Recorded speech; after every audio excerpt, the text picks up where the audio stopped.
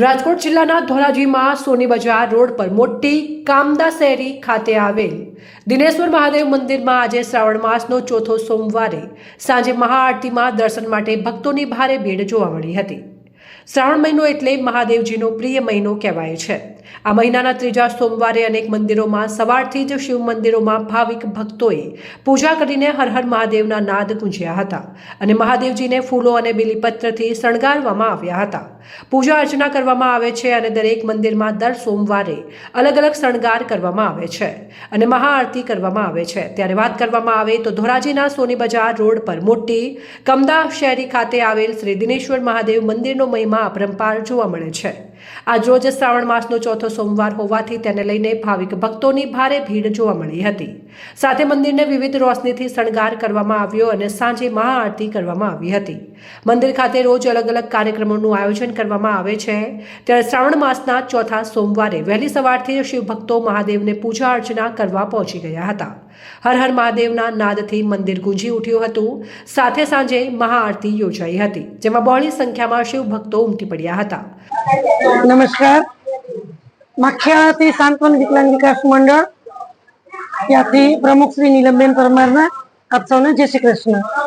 આજરોજ દિનેશ્વર મહાદેવ મંદિરથી દિનેશભાઈ પવાર તરફથી શ્રાવણ મહિનાના પવિત્ર મહિનાના આ છેલ્લા સોમવારે આજરોજ સંસ્થાની તમામ દિવ્યાંગ દીકરીઓને અહીં દિનેશ્વર મહાદેવ મંદિર ખાતે જમણવારનું આયોજન કરેલું છે અને પ્રસાદ રૂપે પવિત્ર શ્રાવણ માસને ચરિતાર્થ કરવા માટે દિવ્યાંગ દીકરીઓએ ખૂબ જ ખુશીથી ભોજન આરોગ્યું છે અને એની ખુશી અમને ખૂબ જ થઈ છે।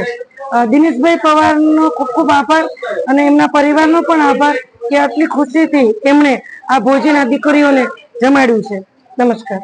વિશ્વ શાંતિ માટે ખાસ પ્રાર્થના કરવામાં આવી હતી। ધોરાજીની ધર્મપ્રેમી જનતાએ દર્શન કરી ધન્યતા અનુભવી હતી અને સાંત્વન વિકલાંગ વિકાસ મંડળ જૂનાગઢ માખિયાળાની દીકરીઓ માટે પ્રસાદીનું આયોજન રાખ્યું હતું, જેમાં દિવ્યાંગ દીકરીઓએ દર્શન કરી પ્રસાદીનો લાભ લીધો હતો તેમજ ભક્તિ સંગીતનો આનંદનો લાભ લીધો હતો અને ધન્યતા અનુભવી હતી। તેમજ ભક્તિ સંગીત કાર્યક્રમમાં બહોળી સંખ્યામાં ભાઈઓ તેમજ બહેનોએ ભાગ લીધો હતો। સાથે સાથે પ્રસાદીનો પણ લાભ લીધો હતો। ધોરાજી અને આજુબાજુ વિસ્તારની આસ્થાનું કેન્દ્ર બિંદુ સમાન આ બંને મહાદેવ મંદિર બની ગયેલ અને મહાઆરતીમાં શિવ ભક્તોની બહોળી સંખ્યામાં હાજરી રહી હતી અને હર હર મહાદેવના નાદથી મંદિરો ગુંજી ઉઠ્યા હતા।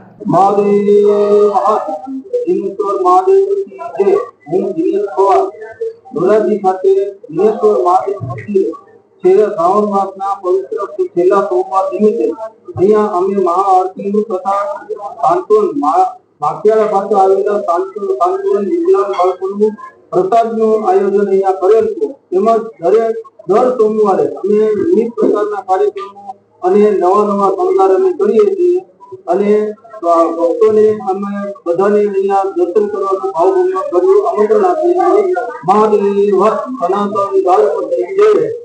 રિપોર્ટર નયન રાવરાણી, સંબંધ ભારત ન્યૂઝ, ધોરાજી।